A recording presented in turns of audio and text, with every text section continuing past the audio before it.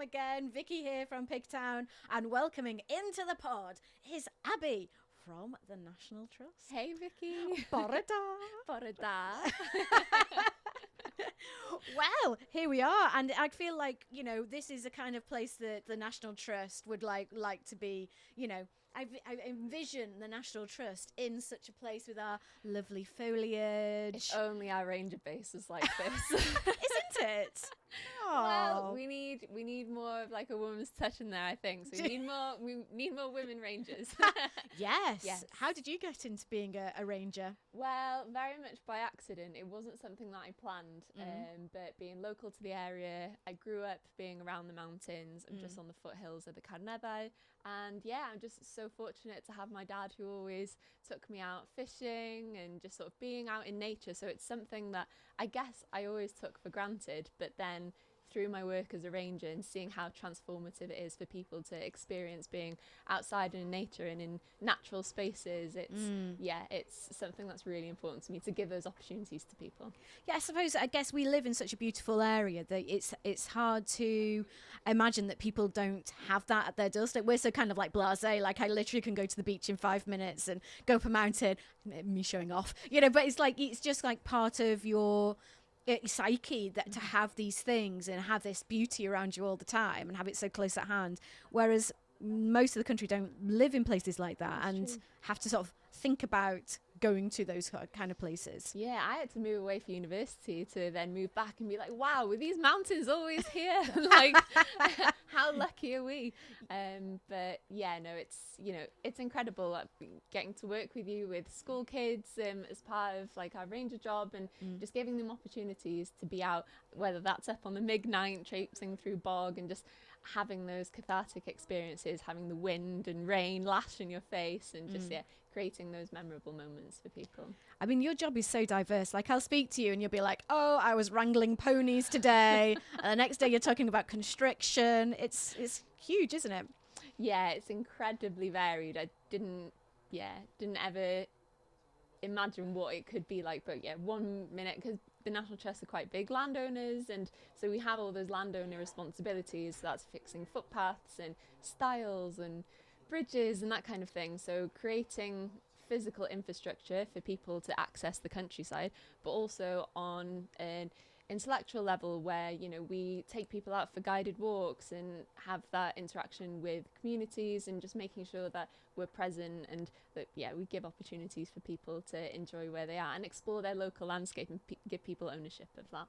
And that's so important, isn't it? Because I think sometimes, you know, you look at, I don't know, big National Trust, and that's like stately homes, paying to get into a garden, and they are beautiful. I mean, it is worth the money. But there's a lot of like, you know, that kind of idea of what the National Trust is, which is for everyone. What's the phrase? For everyone, forever. Yes, I'm so glad. You put me on the spot. I know, I suddenly realised that. I know, I suddenly realised. Go, say what it is. Yes, ready. Oh, thank you, brain.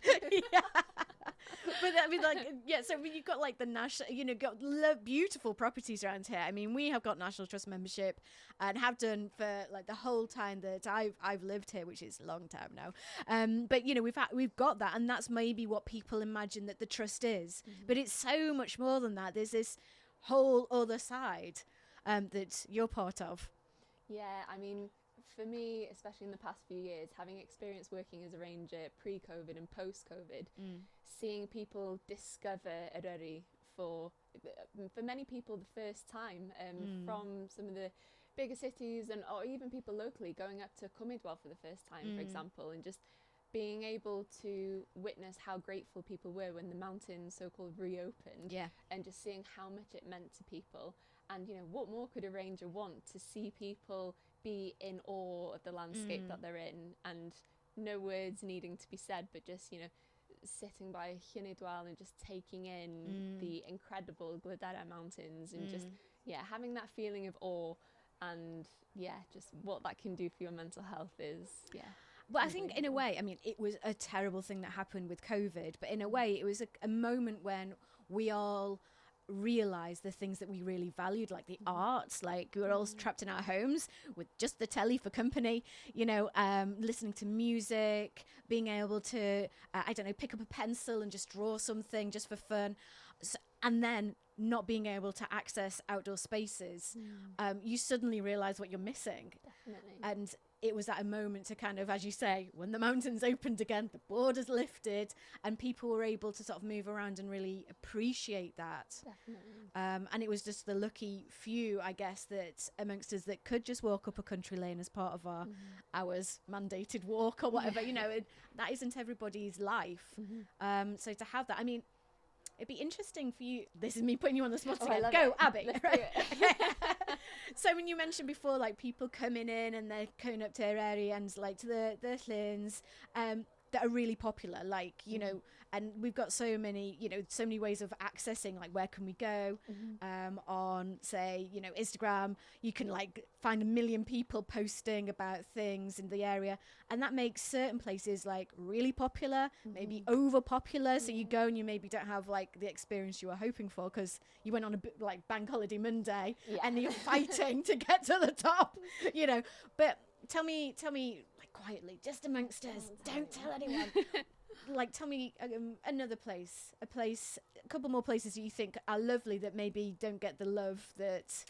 Ooh, well, I think if we're sticking to North Eryri, like the Carneddau Mountains, they hold a very close place in my heart.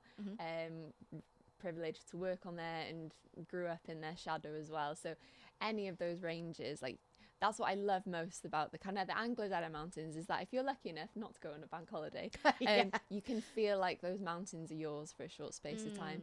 And I think that's what's so magical about the vastness and scale of the Carneddau Mountains, is that you can feel like you're utterly alone there and so insignificant, but you get to share that time with the mountains for a short space of time. And as well, it's an amazing place to be able to increase your confidence walking in the mountains, because there are smaller mountains. If you have a look at Abergwyngregin and some of the smaller foothills of the Carneddau, to increase your confidence, because I was a very nervous mountain walker when I first started as a ranger. I didn't have all of the fancy gear, and I felt I was sort of in above my head, and I didn't really know how to read a map, and I was nervous to go for a walk on my own just in case I got caught out in weather or something. And so being able to share that with people who perhaps are less confident to go out walking in the mountains, and teach people, what should you carry in your bag? How can you feel capable and within your limits of what you can do? For me, that's been one of the most rewarding things, is feeling capable and doing something challenging, but you can know within your limits, and the sense of achievement as well from a big day out on the mountains is something else. And that's it, keep it steady and build up, isn't it? People are always getting caught on big mountains with no water, like wearing flip-flops, wearing a t-shirt because it's beautiful here, but at the top it's absolutely freezing and raining, and that kind of knowing how to pack appropriately and taking it step by step so you don't suddenly jump. Because then it's not an easy thing to do. These mountains are big, aren't they? It's not, an easy afternoon's jaunt. It is kind of, those things are really big. But just to get out into nature, use some of the paths. You're making a new path at the moment, aren't you? We are, yes, in Conwy Mind, and we're restoring a path in Dyffryn Mynbyd, which has many bridges that we're restoring. So Dyffryn Mynbyd, so the name Mynbyd means the word mumbling, because there are so many little nants and streams. So there's many bridges restore in that area. But it's a beautiful, beautiful area. If you want to see the Wyddfa Massive, it's gorgeous, a beautiful place. And that's kind of like a bit more an easier time of it, isn't it? That's an easy walk. It is, yes. That is a lowland walk. Right.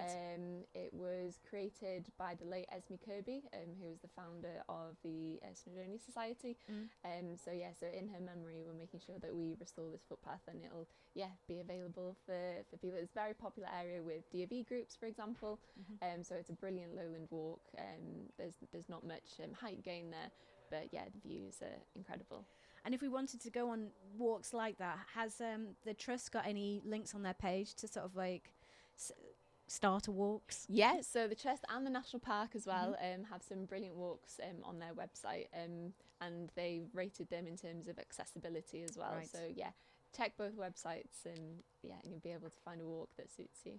Fabulous. If I wasn't here today podcasting, I'd be going off on the mountains. Thank you so much for coming today, Thank Abbie, you, and Vickie. representing the Trust. Oh, thank you. Really It's appreciate it's it. an absolute pleasure to work with Pigtown as well. It's amazing. Thank you.